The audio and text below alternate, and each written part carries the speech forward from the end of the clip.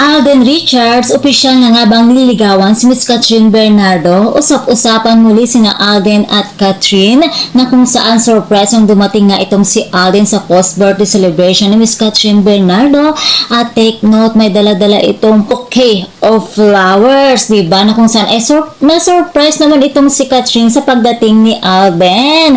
Kinilig naman ang mga Catden fans. Nako, ayaw paawat ng Catden, ano?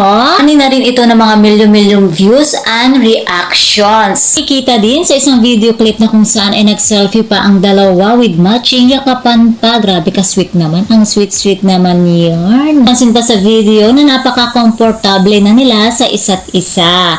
Ayun na nga, kaya naman ang tanong ng lahat, nililigawan na nga ba ni Alden si Catherine o isa lamang itong pahiwatig na tuloy na talaga ang sequel ng kanilang pelikulang Hello Love Goodbye. Matatandaan din natin na present ang ilang mga cast din ng Hello Love Goodbye sa birthday celebration ni Catherine sa Palawan. At syempre, kahit ano pa man ang intention ni Alden kay Catherine, ay alam naman natin na pure iyon at wala namang basmang balak si Alden kay Kat. Ever man, naligawan nga ni Alden si Catherine in the future kung sakasakaling ready na si Kat at kung sakasakaling wala na ang sugat sa kanyang mga puso, naghilom na ang mga ito, ay wala namang masama dahil kilala naman natin si Alden na napakabait, marespeto, napakagwapo at in fairness, kahit mas Katniel fans ako, kinilig din po ako dito sa Catden. Sa ngayon siguro ay ini-enjoy pa ni Kat ang pagiging single dahil alam naman natin, di ba, nakikita naman natin sa kanya kung gaano siya nag-e-enjoy, kung gaano siya kasaya, di ba, para siya nakawala sa hawla. So ini-enjoy pa niya iyon at hindi pa siya ready sa mga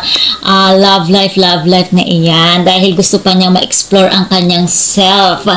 At ang tanong din naman ng lahat, paano na nga ba daw si Jericho Rosales na napapabalita din na nililigawan itong si Catherine Bernardo, ay bahala na siya dyan. May the best man win. Charot.